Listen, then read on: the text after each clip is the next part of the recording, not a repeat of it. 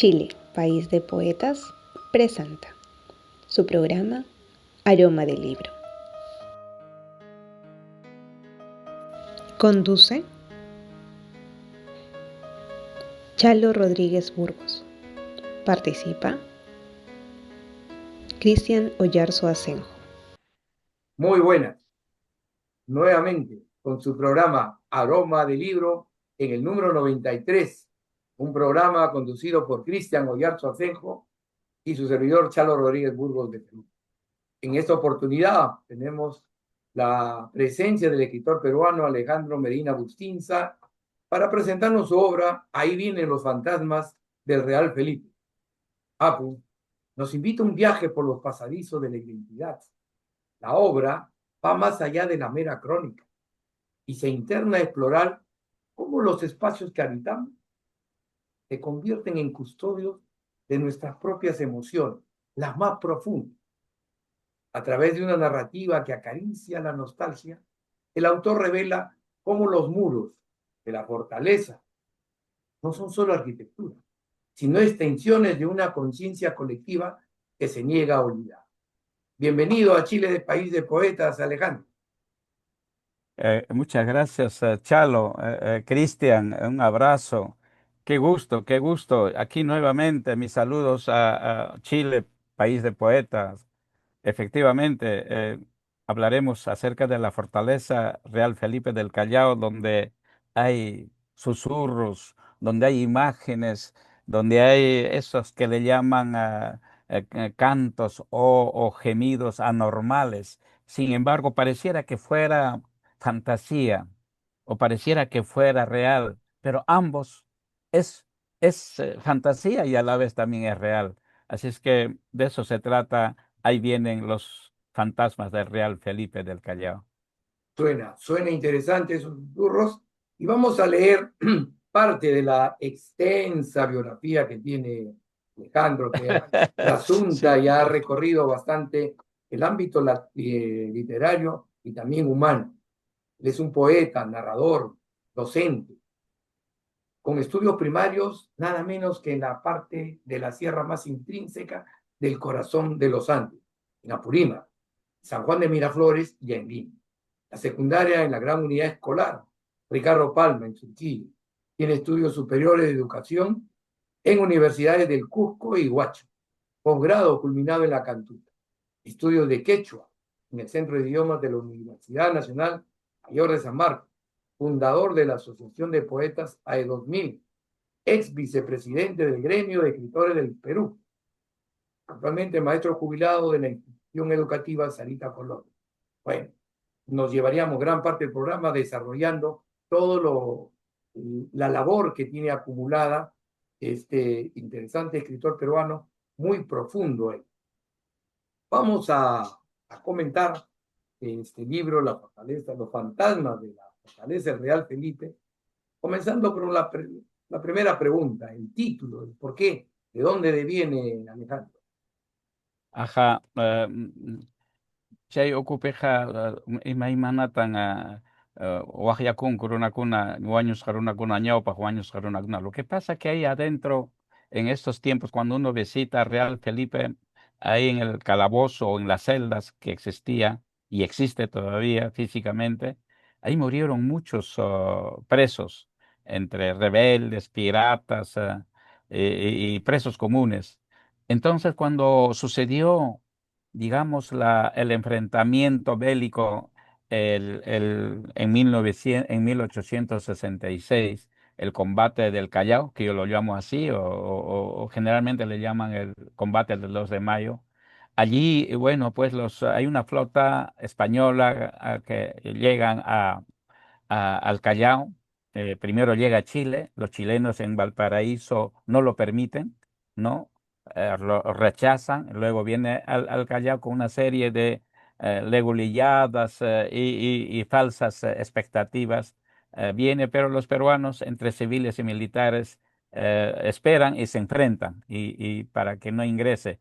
Y de ahí también aparecen, desde adentro aparecen los fantasmas digamos, a, a enfrentarse también, a saludar a los defensores, ayudar a los defensores. Nadie lo ve, solamente dos personas que eran justamente pariente lejano del abuelito que cuenta esta historia, que a él también le contó su abuelo. Pero él, después de años, él cumplió su servicio militar obligatorio en la fortaleza. Por ahí también él tiene mayores evidencias. Entonces, cuando esos dos parientes suyos eran los únicos que le veían a los fantasmas, uno de ellos grita, ahí vienen los fantasmas de Real Felipe del Callao, ahí viene a ayudarnos. Y venían un montón de fantasmas. Por ahí viene el título. Interesante, o sea, hay toda una secuencia, una relación muy interesante. Qué bueno que has descrito de que son celdas todavía el Real Felipe, y bueno, va a tener una presencia y un rol también importante en la gesta de la independencia. Cristian, bienvenido Muchas gracias. Eh, a qué tu bueno, programa. qué bueno volver a las pistas después de tanto tiempo de pausa. Sí, realmente el título también a mí me llamó la atención y también estaba con esa incógnita, esa pregunta. Y bueno, ya acá eh, Alejandro. Alejandro ya más o menos nos indaga por dónde puede ser y me imagino que en ese sector o Perú también, como acá en Chile también hay lugares del sur que tienen muchas leyendas, muchos mitos que de repente son reales, de repente no, pero es parte de yo creo que de la idiosincrasia del lugar. Eh, y también, eh, por lo que alcancé a leer un poco ahí, también uno queda como que se va sumergiendo en este mundo de fantasmas, de cosas que pueden ser como no pueden ser. Es interesante cómo de a poco uno va indagando, pero también haciéndose muchas preguntas. Si son reales, si no son reales, si pasó, no pasó. Es muy interesante eso, porque también puede suceder que dentro puede ser fantástico, pero también puede tener partes reales de una parte de la historia, ¿verdad? Y es, Sí, y Alejandro comentó que es el abuelito que le va narrando, digamos, estos sucesos, estas apariciones. Y ya filósofo Maurice Holwas, en Memoria Colectiva, él plantea que la memoria no es solamente individual, no que reside en los diferentes marcos sociales también y los espacios que habitamos. Alejandro, en tu obra, Los fantasmas del Real Felipe no aparecen como figuras de terror convencionales, ¿verdad? Sino como aliados que reemplazaban los puestos de los caídos. Filosóficamente parece que estos espectros vienen a ser la encarnación de la memoria colectiva del Callao, que se niega a desaparecer. Podríamos decir que para ti, Apu, el fantasma realmente es una realidad, la persistencia de la dignidad humana que se ha impregnado, está en las propias piedras de la fortaleza. ¿Crees tú que es eso así? Mire, lo real y maravilloso que en la literatura establecida por Alejo Carpentier en 1940 nos da la idea de que nuestra realidad de nuestros pueblos, digamos, latinoamericanos o América en general, a veces como algo mágico sigue sucediendo, íntimo, donde lo extraordinario, lo desconocido, es la vivencia diaria, ¿no? Es increíble, está encarnada en la cotidianidad, como les decía, de nuestras vivencias.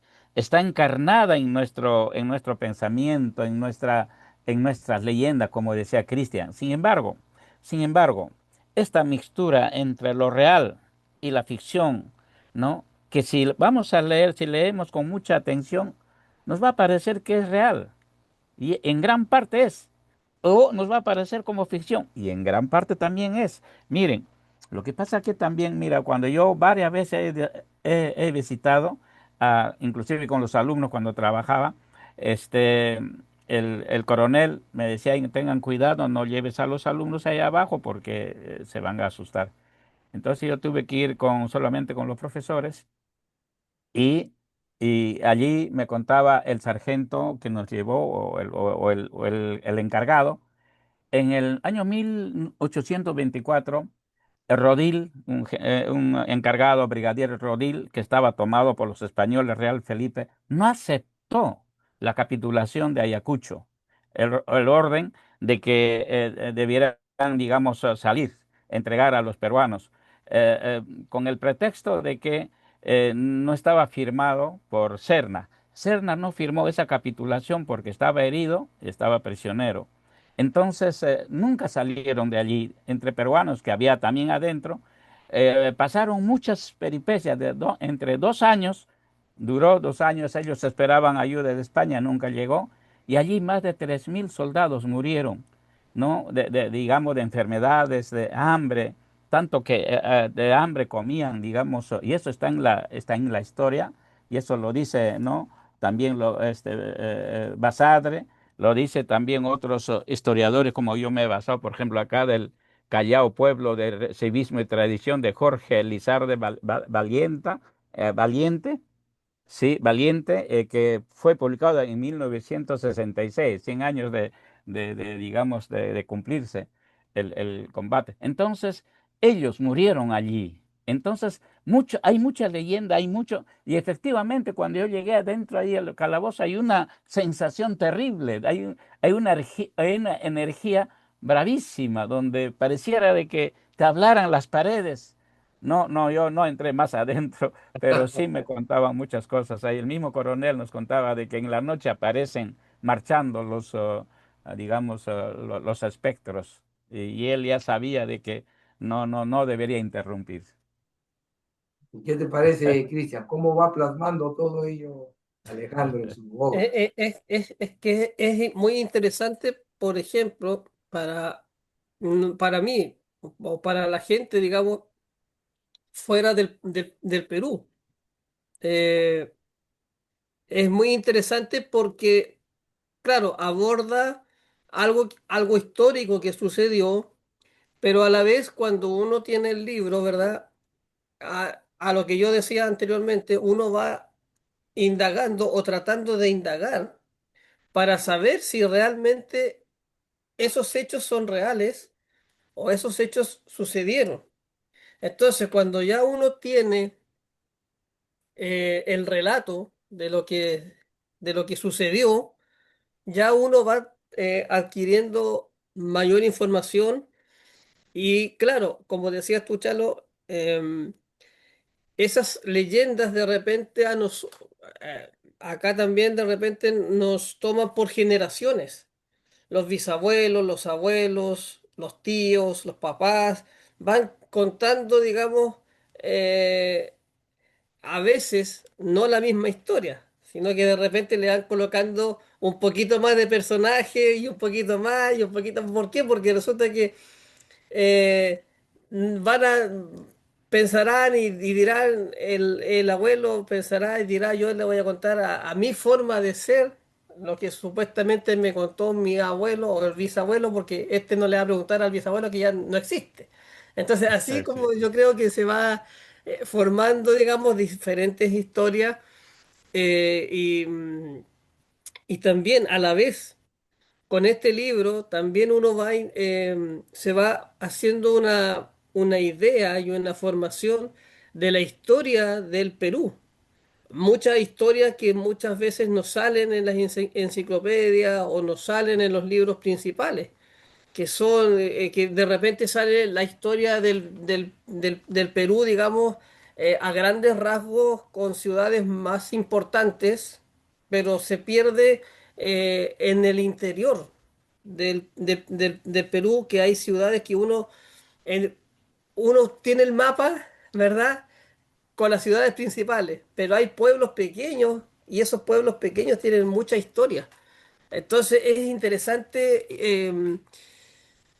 digamos, investigar más allá de las ciudades principales, porque esos pueblos pequeños tienen también una riqueza cultural y una riqueza histórica.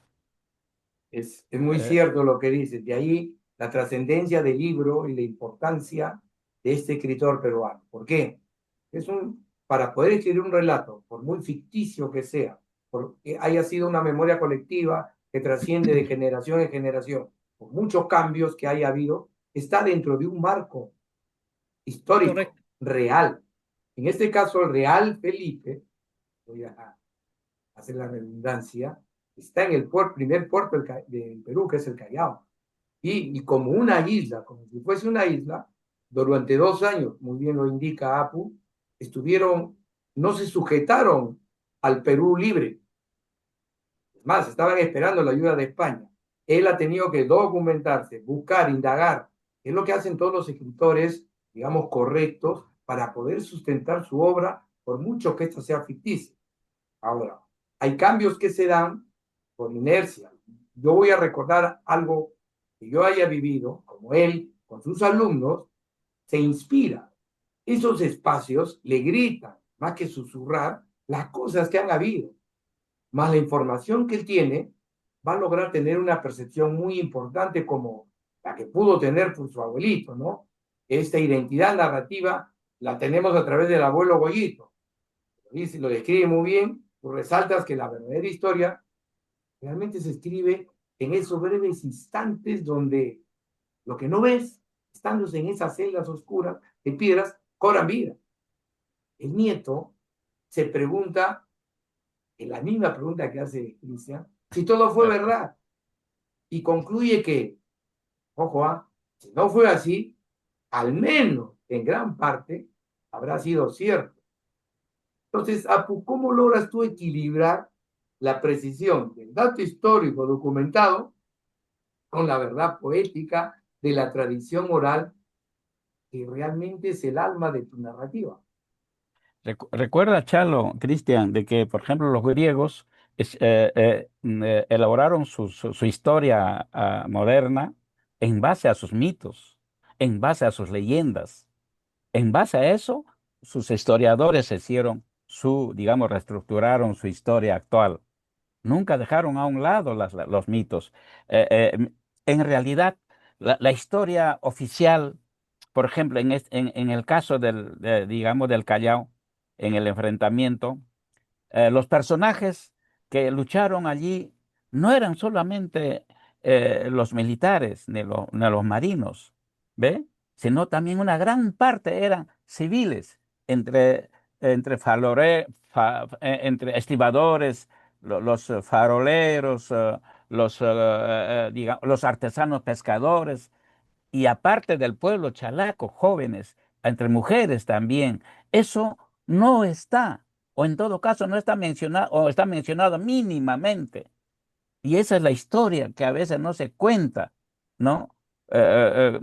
Y esa es inclusive, por ejemplo, José Santos Chocano estuvo preso allí, estuvo preso eh, por un soneto que le hizo para, digamos, al presidente Avelino Cáceres. Ahí le dieron un tremendo susto digamos, en el paredón hacerle un simulacro de fusilarlo. Un muchacho todavía era 19 20 años y salió más rebelde de allí, estuvo un buen tiempito allí. Y a él le amenazaban de meterlo a la celda ahí donde estaba. Eso nos cuenta, pues, eso nos contó Luis Nieto Miranda, allá en Cusco, en la Universidad del Cusco, que le amenazaban meterle al calabozo donde estaba, donde murieron muchos piratas. Por lo tanto, yo creo que, yo creo que hay que de todas maneras tomar atención a aquellas leyendas, aquellos mitos que tenemos en nuestro territorio, no solamente aquí, sino a nivel latinoamericano. Está lleno de magia, lleno de palabras mágicas, lleno de sensaciones digamos, no reales, pero que se parecen bastante a reales. Y ahí está el encanto también de la literatura, que debe parecerse real, lo que no es real, o debe parecerse ficción, lo que no es ficción. Ajá. Cristian, Sí, estaba escuchando muy atento y pensaba en lo que me decías, Chalo, Es la importancia de tener estos, digámoslo, narradores, ¿verdad?, de historias, y la importancia de no perder, eh, digamos, las costumbres antiguas que habían cuando los abuelos contaban cuentos, contaban historias, etcétera, etcétera. Es interesante no perder la, como decía yo anteriormente, la identidad de un pueblo, de una ciudad, no perder la historia, no perder lo que sucedió real, ya sean en guerra, ya sean en campos de concentración, etcétera. Es importante. ¿Por qué? Porque la memoria debe estar presente y no se debe borrar. Esos hechos históricos no se deben borrar. O sea, para las futuras generaciones que vienen, eh, es interesante que ellos sepan en el espacio o en el lugar donde ellos están, qué fue lo que sucedió. Y ellos tomarán, digamos, cartas en el asunto, creerán, no creerán o investigarán también, harán sus propias investigaciones y sacarán sus propias conclusiones. Pero la importancia de estos relatos, de estos libros, que se pueden llamar también históricos, es no perder la esencia y no perder la, la base de una ciudad o de un pueblo. Eh, Cuando Apu describe los muros de esta fortaleza, lo hace no solo como una lado de ingeniería al estilo Bauman, sino también como si fuesen extensiones de una conciencia. Y él pone, dice, fuertes como los brazos de Tupac Amaru. ¿En qué momento de tu proceso creativo, Alejandro, decides que esta fortaleza del Real Felipe dejaría de ser solamente un objeto arquitectónico para convertirse en un sujeto con biología y alma propia que va a pulsar en el presente? Tú dijiste, le das vida hasta la piedra. Sí, Jorge Basadre dice, ¿no? En su historia de la República del Perú, del 1822 a 1823, él reafirma, ¿no? Dice que después de Ayacucho, del 9 de diciembre de 1924, el 2 de mayo es el día cumbre de la historia republicana del Perú y más que una jornada militar fue una jornada civil, ¿no? Y eso lo dice también eh, este, eh, eh, ¿cómo se llama esto? Barrenechea. Barrenechea eh, agrega que ahí es la integración americana, donde, donde, donde la idea de estar unidos entre Ecuador, Chile, Bolivia y Perú fue contundente. Y eso es interesantísimo. Eso es interesantísimo. Y efectivamente, la fortaleza que fue para, digamos, eh, como defensa de los piratas en tiempos del virreinato, ¿no? Llegó a ser prácticamente como el brazo de Tupac Amaru, como el brazo de los hombres que defendieron. Ojo que, ojo que inclusive la diferencia de de sus armamentos eran mínimos, ¿no?